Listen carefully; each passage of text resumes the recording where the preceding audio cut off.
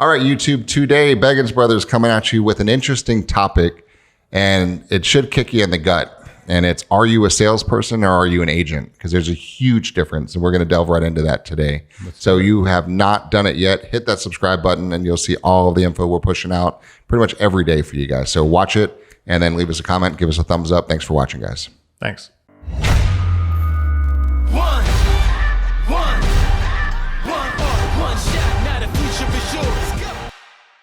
All right, what's going on, B3? We've got a fun one today. You got the Beggins brothers coming at you today. You got Jeff Beggins and Craig Beggins. Good to be here. We're in beautiful Tampa, Florida today, and one of the coolest offices that we have, I'd say. And the topic today is a little confronting, and I think it's so critical for you watching, and I think you're going to end up tagging some friends who are going to need to hear this on this one. We have way too many agents in this industry and not enough real salespeople. And I know what we've been doing a lot is taking the stance of reintroducing sales into the real estate business a lot. So let's talk about the difference. What do you think the difference is between salesperson and an agent? Well, I think you talk about order taking versus presenting an option that's a better solution. That's a good one. Yeah. Right. So just a close example for the agents that watch this. You know, when a seller, let's say it's a good client of yours and they need to move unexpectedly and they only bought the house a year ago, right? They need to sell, you feel bad, so you lower your commission and help them sell their house. They're going to lose money no matter what, right? The house didn't go up 8% in value and it's going to cost them 8% to sell it. So an agent will lower their commission to make them feel better. Right. But a salesperson is going to go at them with other options. And I'll tell you what, lowering a commission on a sale that needs to happen is not the best option, but it takes a salesperson to relay that point. Well, let's talk about what a salesperson is, right? Because the stereotypical picture of when people say salesperson, right? The first one that pops in, what pops into your mind when you hear salesperson? Like what type of person? For me, it's a car salesman guy with a cigarette in his hands. He's hanging out in front of a car lot and he's trying to talk people. Hey, baby, you look good in this car. Trying to talk people into doing things, right? That's kind of the old school traditional what a salesperson is, but that doesn't work anymore, right? That's way over. So what do you think it's becoming now? Well, it's consultative. Let me give one more example. So I've got this developer I'm working with, and we're representing one builder in this neighborhood as the listing brokerage. Right. And he wants me to represent the company, to represent him, and I got some really cool plans for him. Okay. But then he's got a builder who works with him that doesn't want to work with us because we're representing another builder in that same neighborhood. Okay. And I'm like, dude, you're not hiring us to find the buyer. You're hiring us to represent your interest and market your properties, right? And he didn't get that. So I got a big presentation tomorrow with all those builders in the room and said, look, the sales process is what you're missing. We're going to bring the customers to the sales center. We're going to educate them on the features and benefits of the community. Then we're going to take them to the models and they're going to choose. I'm not going to sell them a house. They're going to like the features and benefits of this house, or they're going to like the features and benefits of this house better. And all I'm going to do is guide them and help them clear the clutter. Well, I think I'm not going to buy this house because you tell me to. Right. And some people think you can talk people into buying a house. Now, if you look right on here, that's what we're talking about. The B3, for those who don't understand the Genesis B3. Empower. It's Beggins. It does. Empower, educate, and encourage. E to the third power.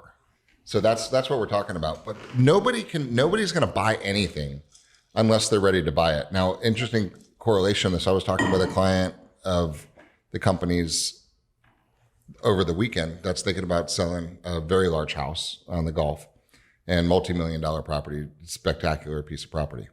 And he's been having a whole lot of agents come to him, right, pitching him, trying to sell him. And it was interesting because I've got a good trust relationship with this guy. So he says, come on over, let's just chat. I said, let's just chat. And I said, you do whatever you want. It doesn't matter to me in any way, shape, or form. I'll help guide you through the process. You might have a friend who wants to buy it. I'll look at the contract for it. I don't want a penny. Right? Just talk to me. And so he says, well, this agent came over and showed me this. And she was selling me on how her magazines are so important and this, that, and that. And I said, okay. Well, the resistance is saying, oh my God, right? Shoot me. But the reality of she was selling them on why they should hire her, right? Selling. rather than actually listening to what they actually really want to go do. And sales, the biggest thing for me, I think sales is nothing but asking questions, trust, right? Creating trust by asking questions, listening to the answers, and relaying back your solution to the answers in the manner which they speak, right? So, well, the long story short, there could be a whole podcast to itself, but this was, I said, look, home search is over. For the magazine, the days in the magazine are over. Those little frilly things, all they do is feed your ego, and it is what it is, but they don't work, right? So if you want that, I think it's stupid, but you can want what you want. The reality of it is you're moving to where they're moving to, right? And they said, yeah. And I said to the wife, I said, I bet you right now, if I opened up your phone, you've got saved searches. She goes, I do, on Zillow and on Realtor.com. I said, perfect. So every property that hits the market right now in your parameters you're getting notified. Is going to notify you with an email, right? And push notification, whatever you have set up for yourself. She goes, yeah. I said, no magazine works. I said, you guys are in the highest level luxury of anybody I know, right? And you're looking on your saved searches just like everybody else is. So the days of the exclusive magazines, they're over, guys. They're over, right? So we've lost that. We don't do anything to attract the buyers. The buyers are going to see the property, whether they hire Joe Blow Real Estate for $199 to put in the MLS, or they're going to hire a full service brokerage to fully represent them. Same exposure is happening. Now, with that said, videos are amazing and photos can be done at whole different levels to really showcase. And that's how you start to sell. I said, where the value really comes in is what happens when they call? What happens when they want to set the appointment? What happens when they walk through that front door? That's where sales comes in. And my perspective, it's demonstrating features and benefits in a certain way. Right. Because in a way that's relevant to the consumer. You and I have really consume complementary strengths and weaknesses. Yes, we do. And so if we were going to go see a house, you would buy a house totally differently than the way I buy a house. 100%. And so the salesperson, an agent would show you the house and an agent would show me the house. A salesperson would actually understand you by the car you drove in, how you were wearing, the way you were speaking. Are you DISC? Are you visual, auditory, kinesthetic? Take a second, pause, go into neutral, analyze the situation and the client, and then now she or Speaks he in that language. presents this property in the language that you speak. And then if I'm the next showing, that salesperson would have to hit neutral, pay attention to me, and present that house in the way that it makes sense to me, right? That's sales. And it's understanding how to connect and know what people actually really want. And so agenting, there's no value there, right? If you're an agent, you're a commodity because there's 1.6 million agents running around in the industry right now, with maybe 6 million home sales and an adjusted average up. And nobody's presenting features and benefits. I was talking to one of our agents. I was proud of her. That house across the canal from me came on the market, and it didn't get listed with us, which like pisses me off. Right? Right. I'm the broker. I've been in the community. I talk to this guy on my boat every time I go out, and he lists with some agent at a discount rate, and his house went on the market for 6 months, didn't sell. Okay. One of our agents got it. I swear to God, 6 days later, it was under contract. And I said, it was Andy. I said, Andy, what did you do? She says, I just explained the features and benefits. I attend every showing because I'm not just selling that house. I'm selling the community, the neighborhood, the features, the boat ramp, the pool, the community center, the beach, all that type of stuff I'm presenting as part of the package. The agent that they hired at a discount didn't do any of that. Yep. And the customers came in from out of the area, didn't know the local benefits. That's what salespeople do. You're right. And then you hit a couple. And better salespeople do it like you're saying, with the DISC knowledge and the VAK knowledge and the pause and reflect and understand to speak back to the terms. But you hit a couple interesting words there before too, because it's value versus price, right? 100%. Now that guy, that lost seller, 6 months on the market, but he wanted the lower price, right? He thought he wanted the lower. He thought he wanted the lower price. The salesperson didn't explain to him that 6 months went by with this $3,000 a month mortage payment. He lost 18 grand plus HOA dues, plus taxes, plus air conditioning, and he moved out. The house was vacant for 6 months. So here's the interesting thing that I'm thinking a lot about today, and we actually did a little morning drive on it this morning, is the cheap agents are not skilled. Correct. Okay. And skilled agents are not cheap.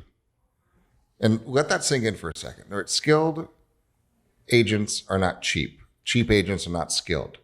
right? So, but that's okay. There's a time and a place for everything, and depends on what you actually want to buy. Now, there are buyers out there that are thrilled to death to spend 400 grand on a Rolls Royce Phantom, right? And there are people that think that's stupid and would rather spend 26,000 on a Kia. They're both cars that both get you where you want to go to, that there's intangibles associated with the Rolls that are not associated with the Kia. For example, there is a totally different gauge of steel frame, chassis of security in the Rolls than there is a Kia. If you were to get into an accident, right, God forbid, I would much rather have the Rolls wrapped around me than a Kia, right? I bet you the airbags are a different quality. I bet the quantity of them is different. And I bet the safety features and the way the engine drops and all those things, I don't even know. But I feel comfortable enough that an extra few hundred grand is going to buy some certain things, right? And then there's also the step up extended base Phantom for $750, right? It's a whole different level, but it's about the experience that you want. Now, Well, what was the last time you heard a car commercial for Rolls Royce? or a sale. Labor Day sale on Rolls Royces this weekend. Tuesday. We'll give you a free cruise. Now you hear.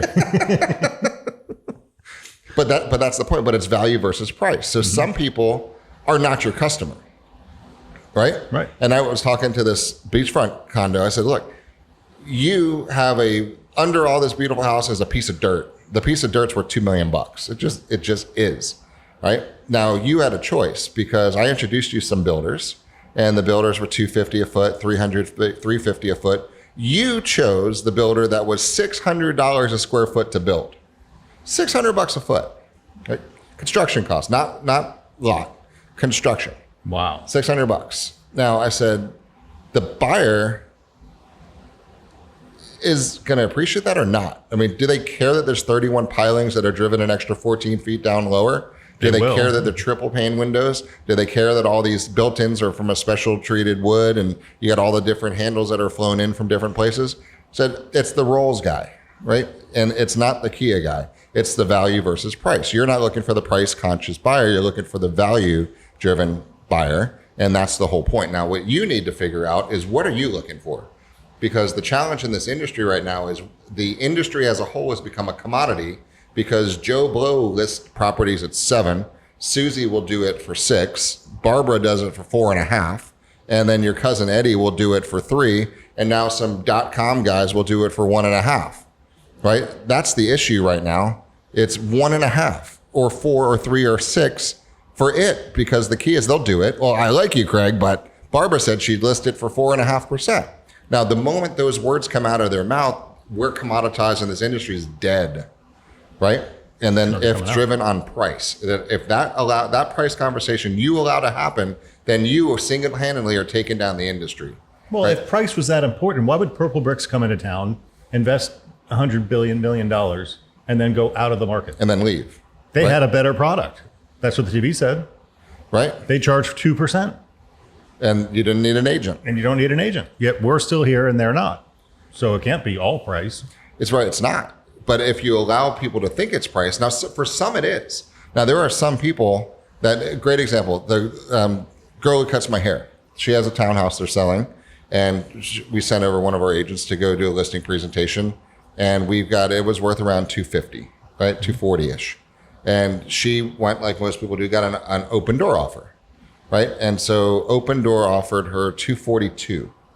Right? And our net was around, after everything, what she was going to walk with about $220, right, at the end of the day with our net sheets. And so open door was $242. She'd walk with a little bit about the same, but it was guaranteed it was over, it was done, right? So she says, I have a hard time not taking that one. I said, I don't blame you. I said, take it. Right. It's sitting there. I said, but here's the issue. There's a couple of blanks. They haven't done any inspections. Oh, yeah, they haven't done any of the repairs. They're going to come beat you up. And the pressure of the sale, you have until tomorrow at noon to respond, or our offer's off the table, right? So that's sales techniques. Mm-hmm. That old school sales techniques, guys, they just don't work. It's a value versus price. Now, the reality of it is, I said, I looked at their offer, I looked at the whole thing, and I looked at their fuzzy pitch on the deal. And I said, if what they're saying is true, which it's not, then you should take that deal.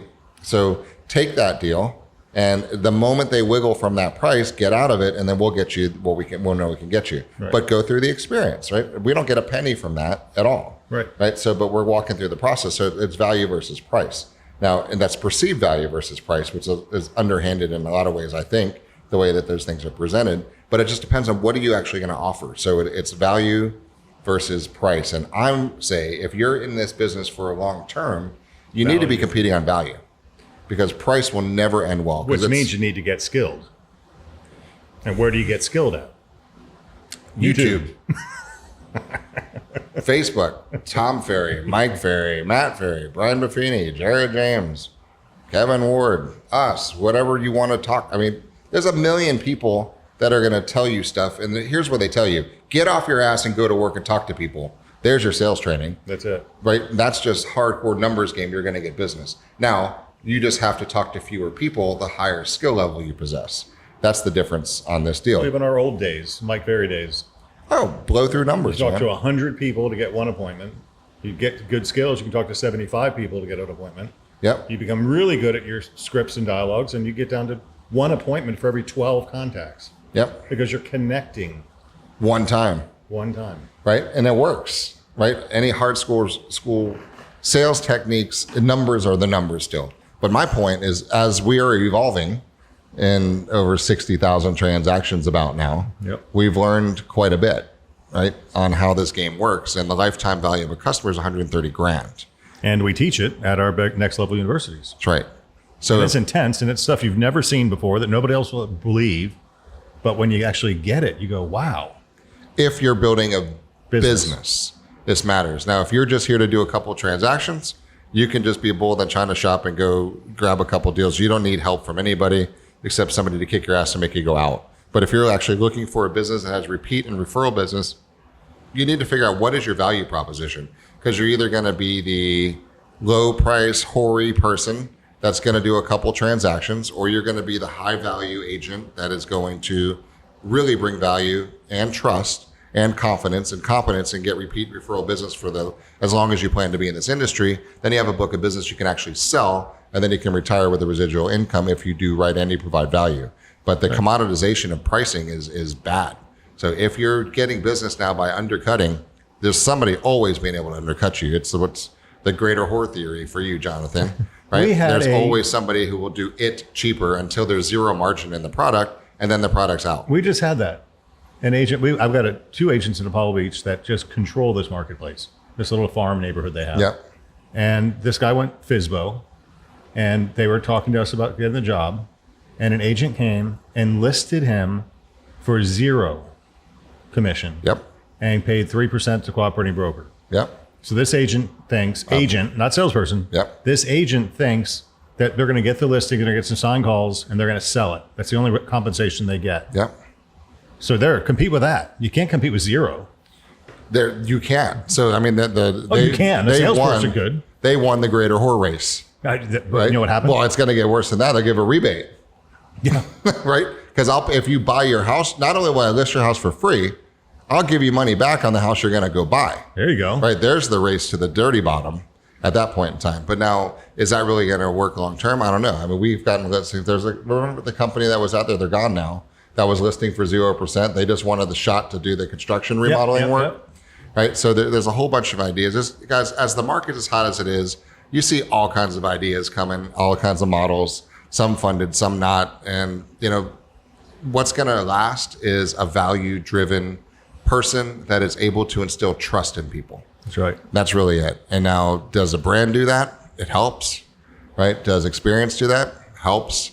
Does a smart broker help? Helps. Does a good manager who can push you help? Yep. Does a whole culture help? Yep. Do you have people that you can rely on? Yeah.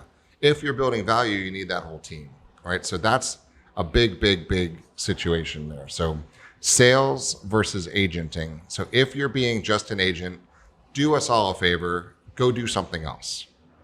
I agree. I couldn't say that any stronger. Go do something else. Get out of the industry and leave. I think it should be a minimum standard. Real estate commission should say, you have to sell a deal a month, 12 deals a year, or you're not qualified to keep your shingle. Because you can't have the experience, at least 12. You can't have the experience of protecting a customer if you don't deal with them all the time. Well, that's a problem too, because people aren't protecting their customers. They're just facilitating transactions. What if the real estate commission did that? That would be interesting. Minimum requirements. You have to do 12 deals a year. Well, that's what would happen if the independent contractor lawsuits ever got teeth. Yep. Right? And it would force independent contractorhood out of the window. And then you're going to end up with employees only. Right? And then employees only, I mean, it would be a whole different hiring strategy. Yeah. Right? When you're writing somebody a check for 10 grand a month, there's going to be some requirements that attach to that paycheck. Yeah. So if your broker were writing you a check for 10 grand a month, what do you think they require you to do? Yeah. How lax are you going to be on saying, I'll do it for 2.5%? No, you won't. Right. So that's interesting. So what are you seeing overall sentiment in the market? All markets I'm in right now, I'm studying are strong. We're definitely seeing inventory tightening more, which is surprising. It's just hard to get inventory. Prices are not declining. Our volume for October was better than October last year, and our volume for our projected closings for this month are like 12% higher than they were same month last year. That's really good for October, because we start slowing down in Q4, typically the Tampa Bay market does. Yep. But November looks great. The seasonality I'm noticing is gone, especially because I'm a lot more on the Pinellas market, and the seasonality in the tourism and that it's stable. It used to be a few months a year and then starve the rest of the year. It's full on. I mean, occupancy rates are out of the park. Everything's going nuts right now. So we're seeing some really great things, and inventory's short. I read an article from my Vistage group, and it said, it was a financial guy predicting the market. He said, definitely a recession is coming. They believe it's going to come middle of 2020. And by the fourth quarter of 2020, we'll be back on the increase again. So they're predicting a 90-day recession. What is a recession? Now, people confuse that because of the media, Yeah. and you think that it's a market crash and everyone's dead. No, it's 3 consecutive quarters of negative GDP growth. Right. So things slow because things have to regulate, right? You can't go 95 miles an hour all the time. You got to slow down for gas, right? Eventually, and then you can speed back up and go do it. And that's what the economy is doing too. I mean, you can't keep what we're doing. You've got to catch your breath and do what you need to do. So it's a healthy thing to have it. So the recession's coming, That's when all the agents leave the business. Which would be, but it depends on which market you're in too. Because are you in a real estate market, or are you in a fake one? Yeah, that's true. Right? Because a real estate market are people that actually have to buy and sell homes with death, debt, divorce, and jobs. Right? Now, the fake real estate markets are all of you investor-related, driven people right now. None of those people have to buy a house. They're doing it on speculation that there's going to be profit there. And if there's hiccups in the economy, we always joke we're a couple 500-point drop days on the Dow for investors to pull out of a couple of projects they're in right now. Right? And then that market segment goes away. So, I mean, investment resort properties that nobody needs, come on. That's the first thing that nobody needs, a property that you can't live in. Right? You don't need it. So, I mean, and you don't need an island house, right? You get one when you feel comfortable and consumer confidence is there and income is stable and you feel confident it's going to project it to continue in that fashion. Then you make investments and you buy things that make you happy. But the moment that consumer confidence shifts, people pull back. Yeah. So when that pullback happens, if you're relying on a marketplace that is not regular person real estate, you're going to feel it. If you're dealing with regular person real estate, you're not going to feel it because regular people have kids and get married and get divorced no matter what the economy is doing. Well, it's actually better than that because as the number of agents goes down, the number of agents that last get more business. That's right. The agent count will drop faster than the transaction count because most agents don't make any money right now anyway. And then people hear that? Most agents don't make any money anyway. I saw a stat there that 50% of most brokerages have zero production. And we're 10 months into a year. 50% of the brokerages right now? Yeah, so if you've got a brokerage of 30 people, 15 have done nothing. Yeah. If you have 50 people, 25 have done nothing. So out of 1,000,006 agents, there's 800,000 of them have done zero. Yes. So there's really 800,000 agents doing 6 million transactions. Right.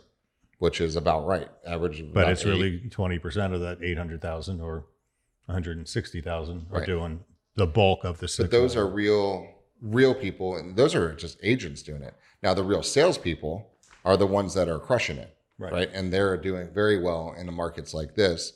And then they're going to be doing very well in markets after this because they're doing a great job right now collecting everybody they can at $130,000 a clip, right? So when the market changes and then their friends have a house need and they start referring business to you, so you're able to ride out. And then especially if the market turns and the economy does take a turn and people start getting in financial trouble, Then the agent's value is worth even more. then you're going to have somebody you really trust walk you through the process. That's when the customer says, sorry, son, I'm not going to use you as my agent. I need somebody with experience now. That's right. That's right. And that's where trust comes in, and that's where sales is. So circling back to the original point is sales is connections, right? And connections only happen when a salesperson pays sales is attention. really, Dad always says what? Trust is the currency of the future. Right. Right. And you can only have trust if people feel a connection with you. And people aren't going to feel a connection with you unless you actually pay attention to the people that you're talking with and actually find something you have a connection with. Right. And it's, can I trust you? Are you good at what you do? And do you care about me? And those three things is what's going to change the entire market for you. So if you're not building your value right now as a true salesperson with sales skills, if you can't look at your leads right now, and honestly, do this right now.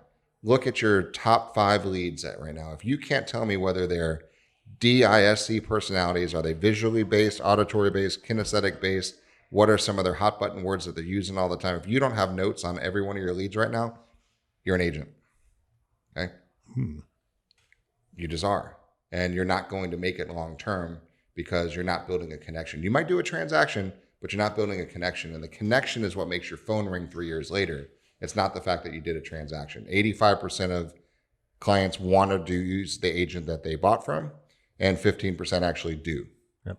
So that's the delta spread. Something I've been agents talking about versus salespeople in the mornings is if you're not following with your past clients, somebody else is. Yeah. You know, because they are shopping on Zillow, they're on Realtor.com, they're on Redfin. Way before they reach out to you. Way before. And they're reaching out to other people just by email. They don't feel they're cheating on you or anything. Yep. But they're reaching out to other agents who are responding back to their questions. They're not responding back to them either. But now Susie's customer is being contacted by Bobby and by Johnny and by Tommy. And if Tommy's a salesperson. Yeah, he's going to provide some value that's going to be, well, I haven't really heard from Jeff in a while. Yeah. And then Tommy puts them in a CRM and starts getting emails and text and creeps into their Facebook and Instagram and LinkedIn accounts. And then all of a sudden, Tommy just became top of mind and you lost your client.